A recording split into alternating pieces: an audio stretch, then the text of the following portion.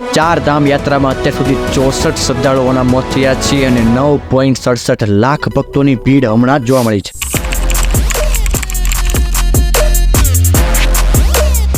દર વર્ષ કરતાં આ વખતે સૌથી વધુ ભક્તોના દર્શન થયા છે. ગત વર્ષના તમામ રેકોર્ડો બ્રેક થયા છે.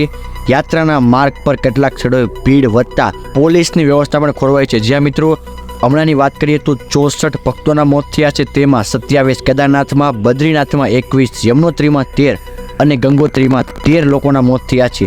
આથી ગઢવાલના કમિશનરે આ નિર્ણય લીધો છે કે જો આવું જ ચાલતું રહેશે તો નહીં ચાલે, વ્યવસ્થા વધુ સારી કરવાની જરૂર છે. આથી NDRF અને ITBPની જરૂર પડશે તો તેની પણ મદદ લેવામાં આવશે. જ્યાં મિત્રો ચાર ધામ યાત્રાને આવનારા શ્રદ્ધાળુઓ સરળતાથી દર્શન કરી શકે તે માટે તમામ પ્રયાસો કરવામાં આવ્યા છે. આગળ વાત કરીએ તો દેશભરમાં શ્રદ્ધાળુઓની સંખ્યા વધતા આ ચાર ધામ મંદિરોને મોડી રાત સુધી ખુલ્લા રાખવામાં આવે તેવા પણ પગલાં લેવા છે. જ્યાં મિત્રો આગળ વાત કરીએ તો આગલા વર્ષ કરતાં આ વખતે ભીડ તો વધુ જોવા મળી છે, પણ પ્રથમ 10 દિવસમાં જ યમનોત્રીમાં 1,38,000, ગંગોત્રીમાં 1,28,000, કેદારનાથમાં 3,19,000 અને બદ્રીનાથ ધામમાં 1,40,000 ભક્તોને દર્શન થયા જોવા મળે છે.